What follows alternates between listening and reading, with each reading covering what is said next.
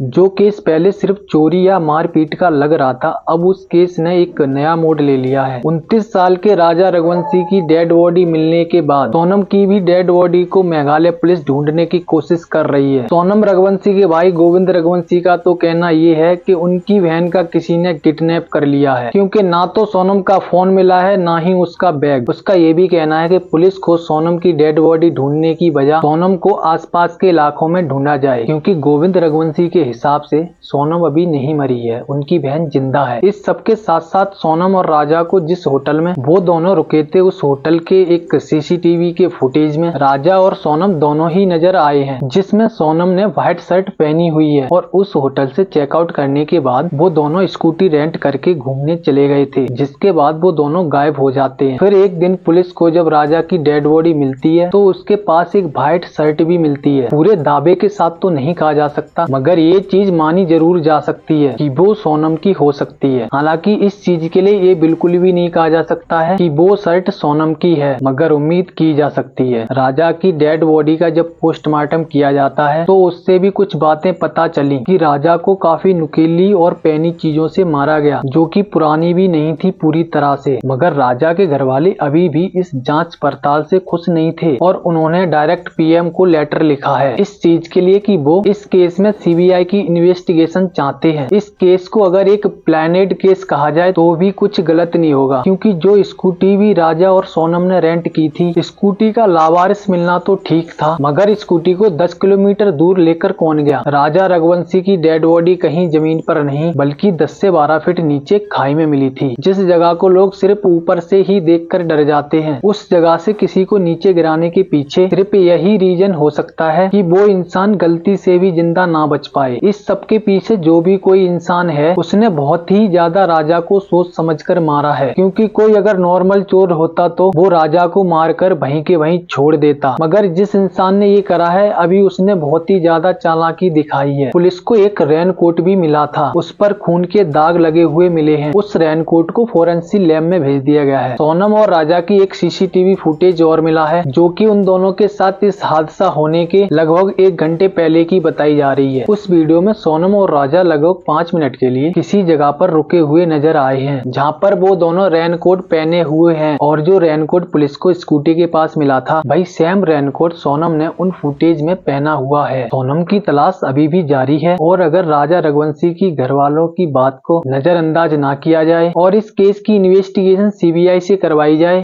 तो उसमें कोई बुराई नहीं होगी। मगर मेघालय की पुलिस भी अपनी पूरी कोशिश कर रही है। मेघालय के मुख्यमंत्री ने ये भी कहा है, इस सब के पीछे जो भी कोई है उसको यूं ही तो नहीं छोड़ा जाएगा और उसको सबके सामने जरूर लाया जाएगा। उम्मीद यही है कि जिस इंसान ने ये सब किया है उसका पता जरूर लगना चाहिए, क्योंकि 2 लोग जो सिर्फ घूमने गए हैं, वो आखिर इतना किसी का क्या ही बिगाड़ सकते हैं कि जान लेने तक बात पहुंच जाए। ये केस अभी अधूरा है और इस केस की इन्वेस्टिगेशन अभी चल रही है।